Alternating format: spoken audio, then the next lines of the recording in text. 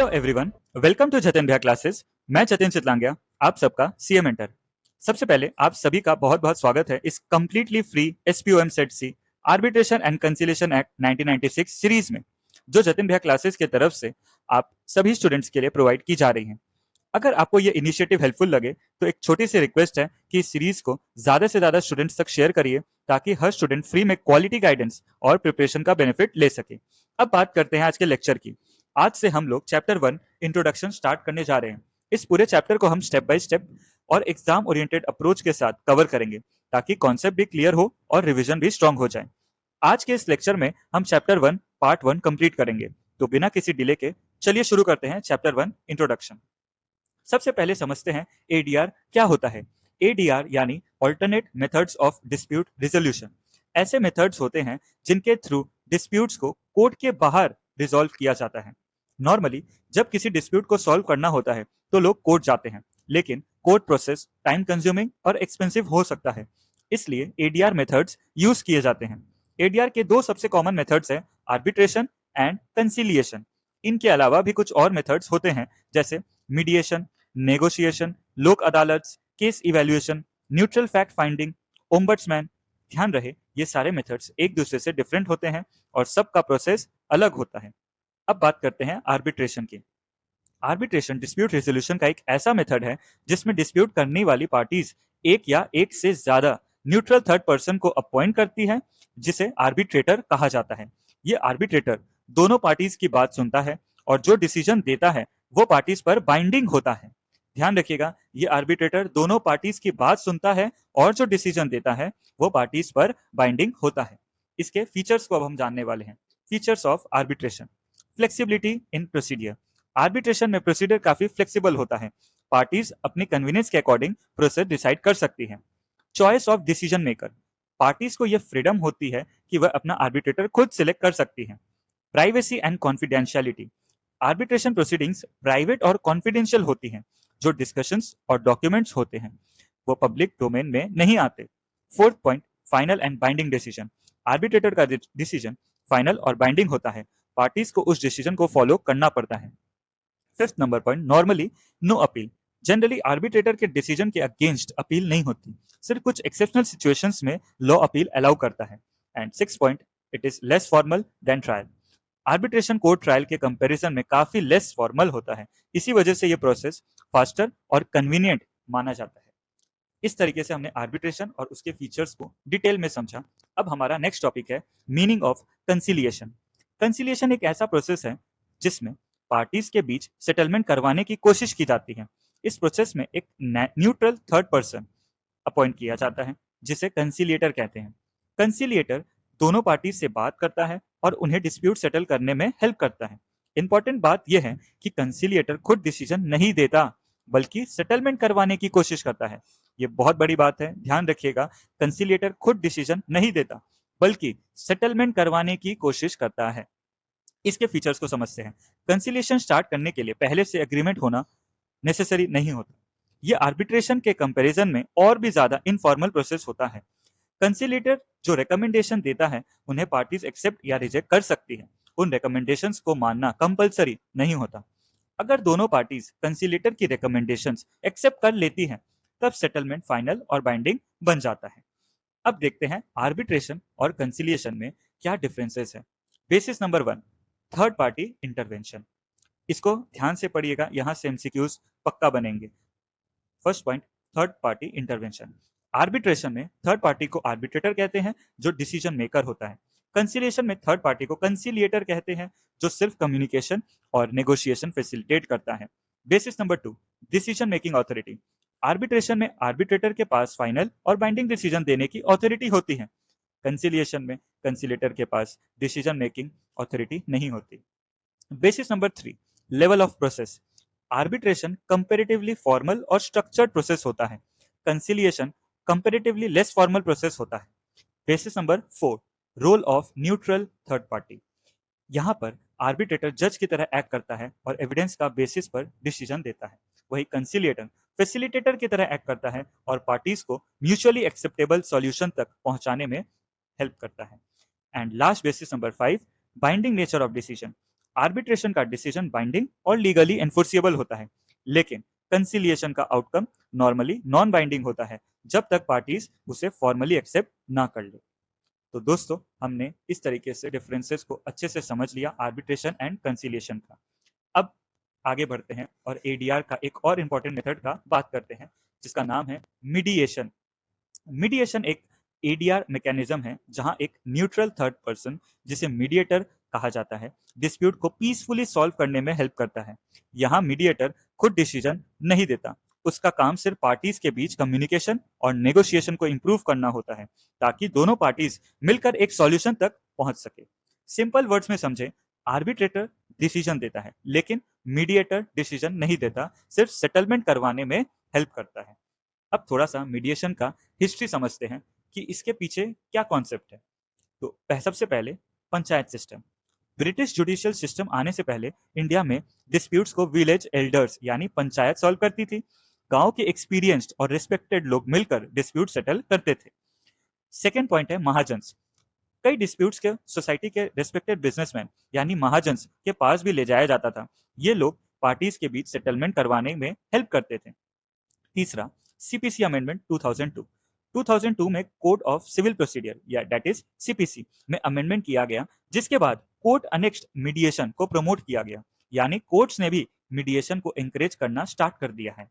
Supreme court of India ने mediation को regulate और प्रमोट करने के लिए MCPC that is mediation and conciliation project committee establish की। इसका ऑब्जेक्टिव मीडिएशन कल्चर को स्ट्रेंथन करना था। फिफ्थ, कमर्शियल कोर्ट्स एक्ट 2015 भी मीडिएशन को प्रमोट करने की डायरेक्शन में एक इंपॉर्टेंट स्टेप था। इस एक्ट ने कमर्शियल डिस्प्यूट्स को जल्दी और एफिशिएंटली सेटल करने पर फोकस किया। अब मीडिएशन के कुछ इंपॉर्टेंट फीचर्स देखते हैं, जिससे एमसीक्यूज बनने के बहुत हाई चांसेस हैं, तो इसे बहुत ध्यान से सुनिएगा। दोस्तों, मीडिएशन एक वॉलेंट्री प्रोसेस है, यानी किसी पार्टी को फोर्स नहीं किया जाता, दोनों पार्टीज अपनी मर्जी से पार्टिसिपेट करती हैं। सबसे इंपॉर्टेंट बात यह है कि फाइनल आउटकम पर कंट्रोल पार्टीज के पास ही रहता है। सेकेंड पॉइंट, मीडिएटर हमेशा न्यूट्रल रहता है, वो किसी एक पार्टी का साइड नहीं लेता। मीडिएटर का रोल सिर्फ डिस्कशन को फैसिलिटेट करना होता है, इसी वजह से पार्टीज ओपनली अपनी प्रॉब्लम्स डिस्कस करती हैं। Third point is confidentiality. Mediation process completely confidential होता है। जो डिस्कशंस मीडिएशन के दौरान होती हैं, उन्हें नॉर्मली कोर्ट में एविडेंस के रूप में यूज नहीं किया जा सकता। इससे पार्टीज कंफर्टेबल फील करती हैं। फोर्थ पॉइंट, मीडिएशन स्टार्ट होने से पहले सभी पार्टीज का इन्फॉर्म्ड कंसेंट जरूरी होता है, यानी सभी पार्टीज को प्रोसेस समझना और विलिंगली अग्री करना चाहिए। अब mediation process step by step कैसे चलता है वो समझते हैं। ये पूरा प्रोसेस मीडिएशन को एक अच्छे तरीके से सॉल्व करने में काम आता है, जिसका स्टेजेस है। Stage 1, introduction and opening statements. सबसे पहले मीडिएटर प्रोसेस इंट्रोड्यूस करता है, ग्राउंड रूल्स एक्सप्लेन करता है, उसके बाद दोनों पार्टीज अपनी अपनी साइड प्रेजेंट करती हैं। Stage 2, joint discussion with parties. Opening statements के बाद मीडिएटर दोनों पार्टीज के साथ डिस्कशन कंडक्ट करता है। यहाँ पार्टीज अपनी कंसर्न्स, नीड्स और एक्सपेक्टेशंस डिस्कस करती हैं। Stage number 3, private discussion with parties. इस स्टेज में मीडिएटर सेपरेटली पार्टीज से कॉन्फिडेंशियल डिस्कशन कर सकता है। इससे सेंसिटिव इंफॉर्मेशन को प्राइवेटली डिस्कस करने का अपॉर्चुनिटी मिलता है। Stage number 4, negotiation and problem solving. अब पार्टीज सॉल्यूशन फाइंड करने की कोशिश करती है। मीडिएटर कम्युनिकेशन इंप्रूव करता है, मिसअंडरस्टैंडिंग्स क्लियर करता है और नेगोशिएशन को गाइड करता है। स्टेज नंबर 5 है अग्रीमेंट। जब दोनों पार्टीज किसी सॉल्यूशन पर अग्री हो जाती हैं, तब एक फॉर्मल एग्रीमेंट ड्राफ्ट किया जाता है। इस एग्रीमेंट में सेटलमेंट के टर्म्स मेंशन किए जाते हैं। लास्ट स्टेज है क्लोजर। फाइनली मीडिएटर पूरे सेटलमेंट को समराइज करता है, पार्टीज को टर्म्स समझाता है और मीडिएशन प्रोसेस फॉर्मली क्लोज हो जाता है। इस तरीके से हमने जाना पूरा स्टेज कैसे काम करता है। अब जानते हैं रोल ऑफ मीडिएटर। मीडिएटर की रिस्पॉन्सिबिलिटीज क्या होती हैं। First one is facilitator. Mediator का सबसे इंपॉर्टेंट रोल फैसिलिटेटर का होता है। वो डिस्कशन को स्मूथली कंडक्ट करता है और इंश्योर करता है कि सभी इंपॉर्टेंट इश्यूज कवर हो जाएं। सेकेंड पॉइंट, मीडिएटर के पास एक्सीलेंट कम्युनिकेशन स्किल्स होनी चाहिए। उससे एक्टिव लिसनिंग, पैराफ्रेजिंग और रीफ्रेमिंग जैसे स्किल्स आने ही चाहिए। ये स्किल्स पार्टीज को एक दूसरे की बात बेटर समझने में हेल्प करती हैं। Third point, impartiality and neutrality. Mediator को कंप्लीटली न्यूट्रल रहना होता है, उसे फेवरेटिज्म या बायस अवॉइड करना होता है, तभी मीडिएशन फेयर और इफेक्टिव बन सकती है। Fourth point, mediator conflict resolution techniques में ट्रेंड होता है, उसकी एक्सपर्टीज पार्टीज को कॉम्प्लेक्स डिस्प्यूट्स सॉल्व करने में हेल्प करती है। Fifth point is creator. Mediator creative problem solving को एंकरेज करता है, वो पार्टीज को ट्रेडिशनल सॉल्यूशंस के बाहर सोचने और म्यूचुअली बेनिफिशियल सॉल्यूशन फाइंड करने में हेल्प करता है। तो दोस्तों, इसी के साथ मीडिएशन का टॉपिक कंप्लीट होता है। अब दोस्तों, मीडिएशन समझने के बाद एक इंपॉर्टेंट कंपैरिजन देखते हैं, आर्बिट्रेशन एंड मीडिएशन में क्या डिफरेंस होता है। ये डिफरेंस बहुत इंपॉर्टेंट है हमारे एमसीक्यूज पर्सपेक्टिव से, प्लीज ध्यान से सुनिएगा। ये ऑलरेडी हमने पढ़ा, जस्ट ये एक क्विक रिकैप है। First point, role of neutral third party. Arbitration में न्यूट्रल थर्ड पार्टी को आर्बिट्रेटर कहा जाता है। आर्बिट्रेटर जज की तरह एक्ट करता है और डिस्प्यूट पर फाइनल डिसीजन देता है। वहीं मीडिएशन में न्यूट्रल थर्ड पार्टी को मीडिएटर कहा जाता है। मीडिएटर खुद डिसीजन नहीं देता, बल्कि पार्टीज के बीच कम्युनिकेशन और नेगोशिएशन को फैसिलिटेट करता है। Second point is decision making authority. Arbitration में आर्बिट्रेटर के पास फाइनल और बाइंडिंग डिसीजन देने की ऑथोरिटी होती है, लेकिन मीडिएशन में मीडिएटर के पास कोई डिसीजन मेकिंग ऑथोरिटी नहीं होती, फाइनल डिसीजन हमेशा पार्टीज खुद लेती है। Third point is binding nature of decision. Arbitration का डिसीजन बाइंडिंग होता है और पार्टीज को उसे फॉलो करना पड़ता है। वहीं मीडिएशन का आउटकम नॉर्मली नॉन बाइंडिंग होता है, अगर पार्टीज अग्रीमेंट एक्सेप्ट कर लेती हैं तभी वो बाइंडिंग बन जाता है। Fourth point, adversarial versus collaborative approach. ये पॉइंट बहुत ही इंपॉर्टेंट है एग्जाम के लिए, प्लीज इसे ध्यान से सुन लीजिएगा। आर्बिट्रेशन जनरली ज्यादा फॉर्मल और एडवर्सरियल प्रोसेस होता है, जो एक सिंप्लीफाइड कोर्ट ट्रायल जैसा लगता है, लेकिन मीडिएशन कोलैबोरेटिव अप्रोच फॉलो करता है, जहां फोकस डिस्प्यूट जीतने पर नहीं बल्कि म्यूचुअली एक्सेप्टेबल सॉल्यूशन ढूंढने पर होता है। And the fifth point is status of decision. Arbitration में डिसीजन फाइनल और लीगली बाइंडिंग होता है और अपील के ऑप्शंस भी लिमिटेड होते हैं, लेकिन मीडिएशन में मीडिएटर कोई डिसीजन इम्पोज नहीं करता, इसलिए अगर सेटलमेंट ना हो तो पार्टीज किसी और डिस्प्यूट रिजोल्यूशन मेथड का सहारा ले सकती हैं। अब जानते हैं differences between mediation and conciliation. इसमें भी कई बेसिस हैं, ये एमसीक्यूज के लिए बहुत इंपॉर्टेंट है। रोल, मीडिएशन में मीडिएटर सिर्फ फैसिलिटेटर का रोल प्ले करता है और पार्टीज को सॉल्यूशन तक पहुंचने में गाइड करता है। यहाँ सॉल्यूशन पार्टीज खुद निकालती है।